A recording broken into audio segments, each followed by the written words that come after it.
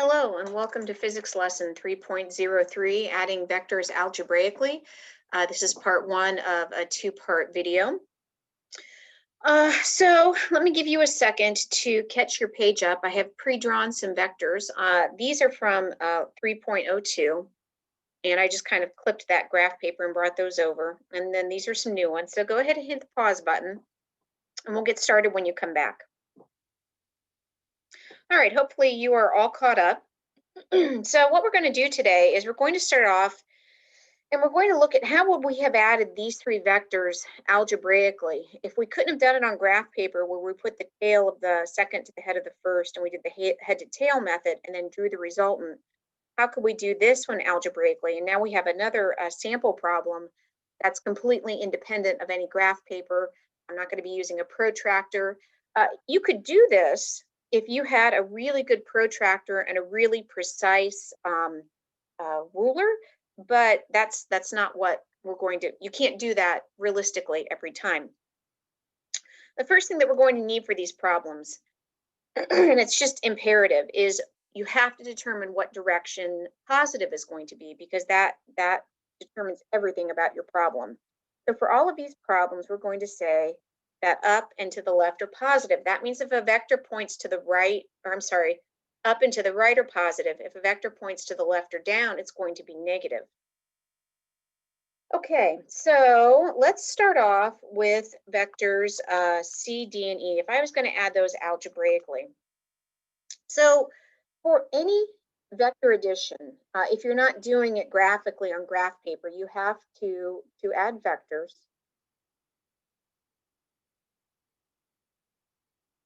You have to first resolve all of your vectors. Well, what does that mean? We said in the last video, oops, I'm off paper. Looks like that's going to be the edge of my paper. My camera is a little bit off. We said in the last video, if vectors are parallel or anti-parallel, we can add them, but these aren't. These are not parallel, but what we can do is we can break them out into horizontal and vertical pieces called components. We're going to resolve them into components.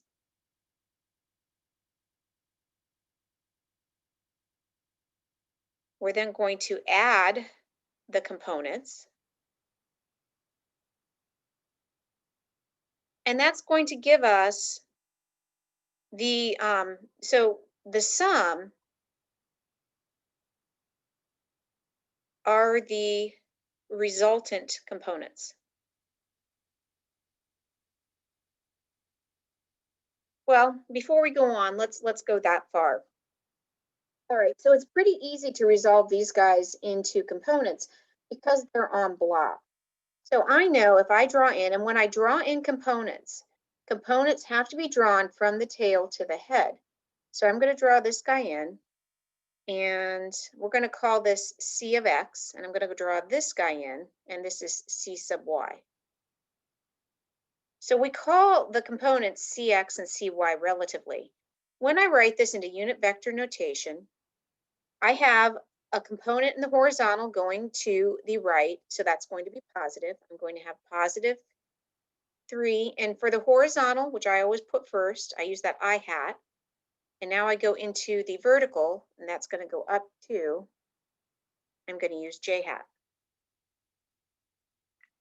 All right, vector D doesn't have to be resolved. It is already parallel or anti-parallel. It's on an axis. My axes run this way, but it points down, so that means it's going to be negative. When I write out vector D, I don't have anything in the horizontal, so I have a 0 value for my I. I'm going to have negative 2 for my J. All right, when I try to resolve vector E, or when I go to resolve vector E, I have to draw from tail to the head. So I have E sub X and E sub Y. E sub X is one block, but it goes in a negative direction. So this is going to be negative 1I. And then I go up 1, 2, 3. So this is going to be positive 3J. All right. that was step one. I resolved my vectors into components. Now I'm going to add my components. I have plus positive 3, 0, negative 1. So this is going to be positive 2i. Here I have positive 2, negative 2. Those offset. It's going to give me a positive 3j. So the sum are my resultant components. This does not give me my magnitude or direction. And what we did in the last video was we said, so this is Rx and this is Ry. This is my resultant vector. That means that I have my resultant comes out 2, Rx comes out 2, Ry comes up 3. And if I want to know the magnitude and direction, I have to use Pythagorean theorem, and we found out that it was 3.6 blocks and 56 degrees north of east. So if you don't remember that, you can go back to the last video. This gives me the same information in a sense as this, but this is my magnitude and direction. This is the resultant. So the last thing I have to do, step 4, is to use Pythagorean theorem and trig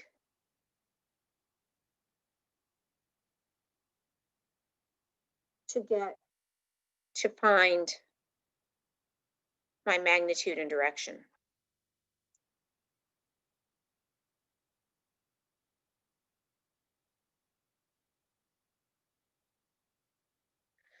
In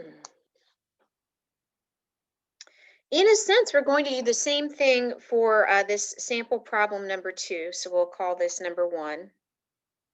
We'll call this number 2. But now I don't have blocks. I can't just count blocks to figure out what my components are going to be to write these vectors in unit vector notation. So let me redraw vector F down here at the bottom of the page so it's a little bit neater.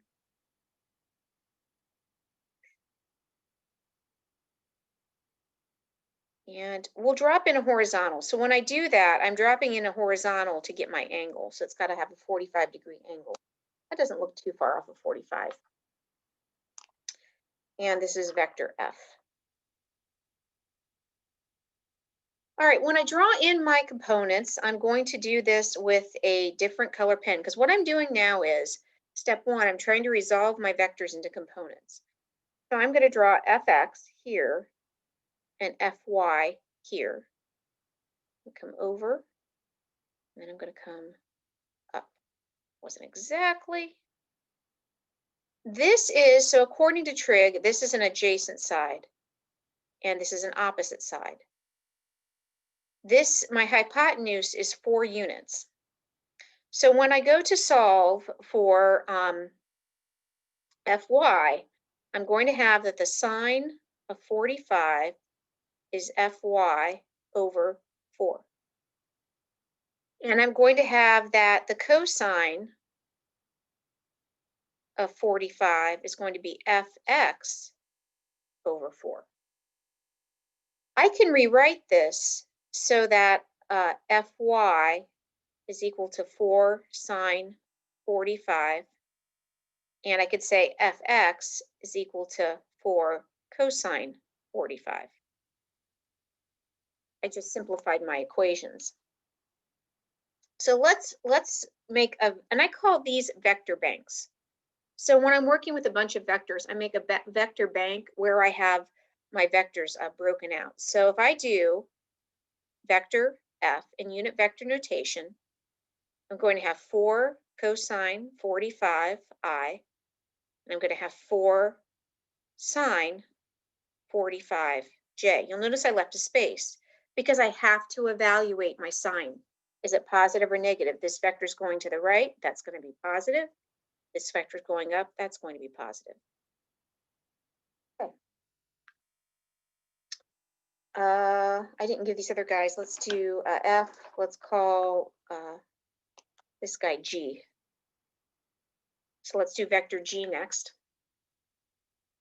Vector G is already parallel, anti-parallel. It lies on an axis. So that tells me, and it lies on the x-axis. So it's going to have, I'm going to have a value here. I'm not going to have a value here. This is going to be 4i This is going to be 0, whoops, 0j. But what's my sign? Well, it's going to the left, so this has to be negative. All right, let's do vector h. Call this guy h.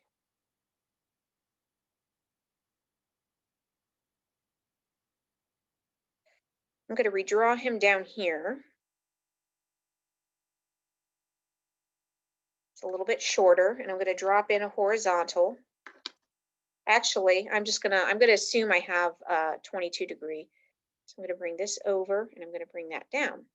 This is h sub x, and this is h sub y. This is an adjacent, so this is my angle, 22 degrees. Theta is 22. So I know that, and my hypotenuse is 2 units. So I know that hx is going to be cosine of 22 is going to be hx over 2. So I can rewrite this as 2 cosine 22. In the same way, this is going to become 2 sine of 22, h sub y, because this is going to be the opposite side. So when I break down, when I resolve this vector, I end up with 2 cosine 22i and 2 sine 22j, but check our signs. My horizontal is going in the positive direction, okay, but look at my vertical. This vector is going down, which is negative, so this has to become negative. All right, let's simplify these mathematically. 2 cosine 22 is positive 1.85i. 2 sine 22 is going to be negative 0.74j. This guy's easy. Got negative 4i. Got 0j. And up top, because sine and cosine of 45 are the same, I have plus 2.82i and plus 2.82j.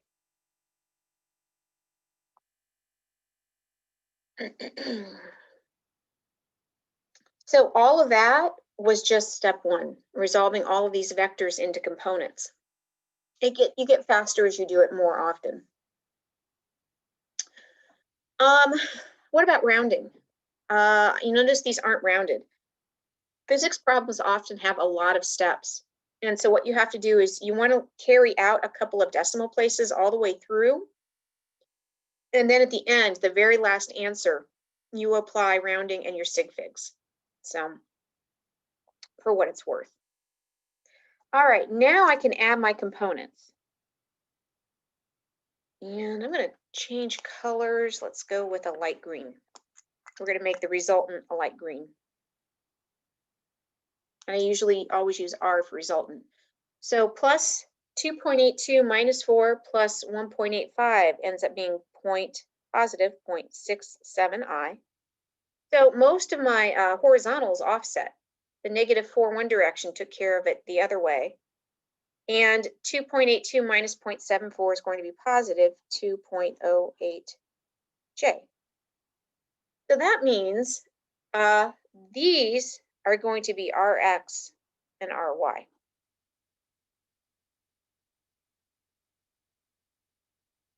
I think I have a sign issue there. All right. Double check. 4 minus negative 4. 2.82 plus 1.85. Nope, I'm good. Okay. Excuse me. All right, so these are my resultant components. So if I want to know what my resultant is going to be, I'm going to have to go over 0.67 is Rx, and 2 Ry is 2.08. So my resultant, these are my legs. So I have to do Pythagorean theorem to come up with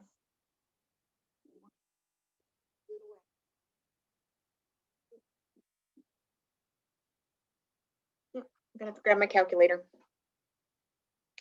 So if I take the square root of 2.08 squared plus 0.67 squared,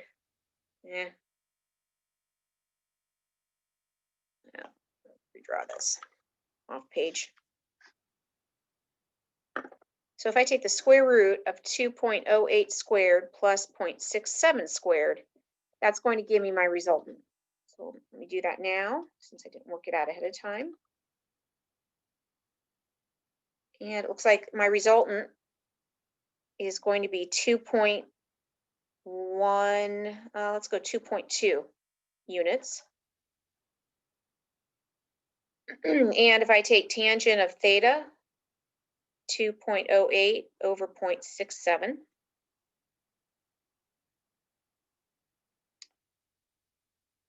I get 72 degrees north of the east axis.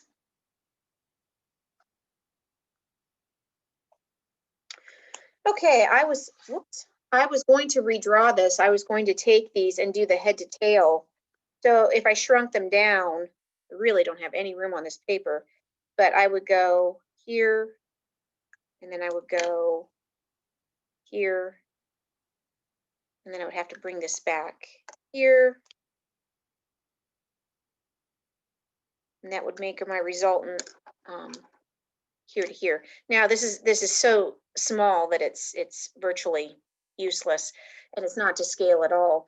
But you can see how doing head to tail, if you don't have graph paper, you don't have accurate angles, really doesn't help you much. If I could have drawn this out, I could have shown you that we would have had a 2.2 unit vector at 72 degrees north of east. So this is going to be just off of the vertical axis. All right, in part 2, we're going to look at some of the nuances, some of the details of adding these, but this is the basic meat and potato to get you started on 3.03. Our takeaways are basically this: you've got to resolve your vectors, and we're going to have to do it with trig. We're going to add them up. That gives us the components of the resultant, and then we have to use Pythagorean and trig to get the magnitude and direction. All right, that's all for now. Thanks for watching, and have a good day.